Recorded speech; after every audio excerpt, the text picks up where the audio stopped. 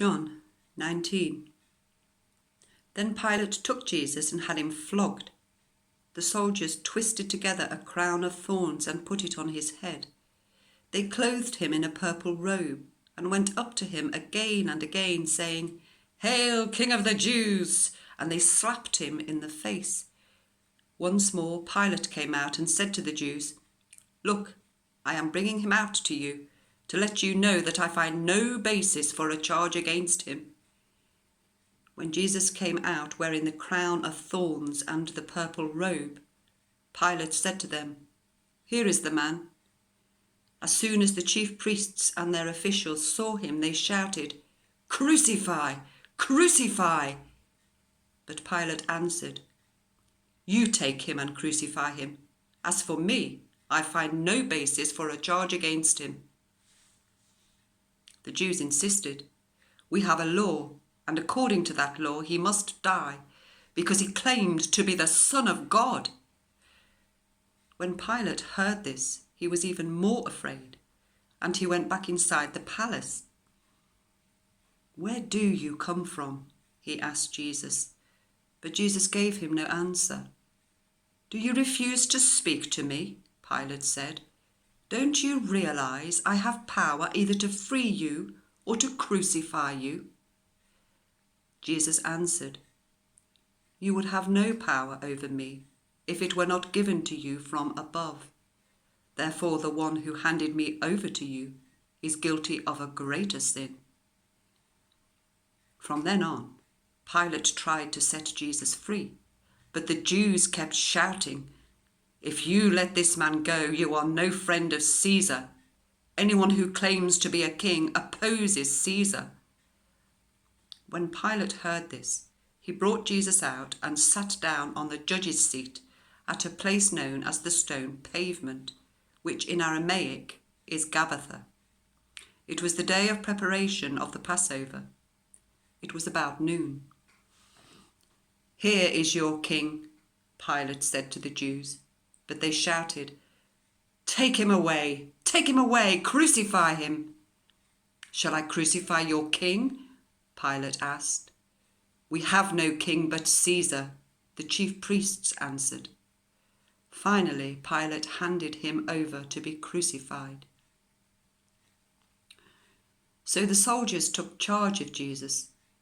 Carrying his own cross, he went out to the place of the skull, which in Aramaic is called Golgotha.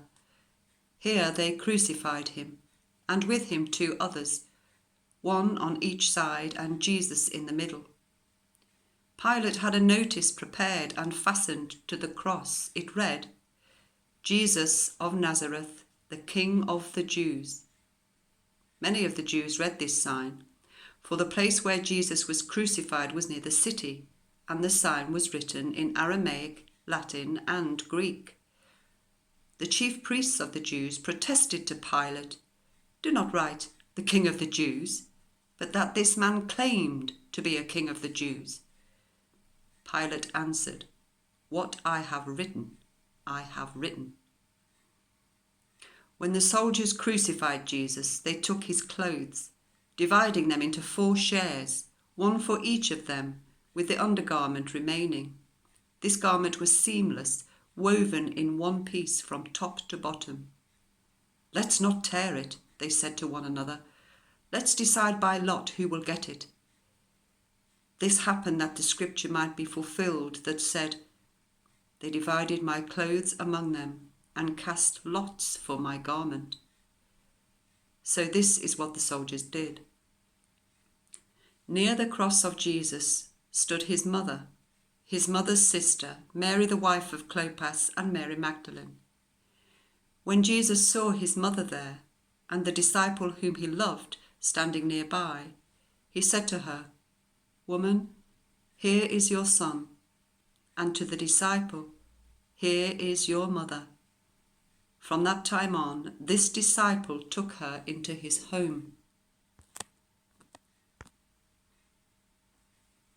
Later, knowing that everything had now been finished, and so that scripture would be fulfilled, Jesus said, "I am thirsty." A jar of wine vinegar was there, So they soaked a sponge in it, put the sponge on a stalk of the hyssop plant, and lifted it to Jesus' lips. When he had received the drink, Jesus said, "It is finished." With that, he bowed his head and gave up his spirit. Now it was the day of preparation, and the next day was to be a special Sabbath. Because the Jewish leaders did not want the bodies left on the crosses during the Sabbath, they asked Pilate to have the legs broken and the bodies taken down. The soldiers therefore came and broke the legs of the first man who had been crucified with Jesus, and then those of the other. But when they came to Jesus and found that he was already dead, they did not break his legs. Instead, one of the soldiers pierced Jesus' side with a spear, bringing a sudden flow of blood and water. The man who saw it has given testimony, and his testimony is true. He knows that he tells the truth, and he testifies so that you also may believe. These things happened so that the scripture would be fulfilled.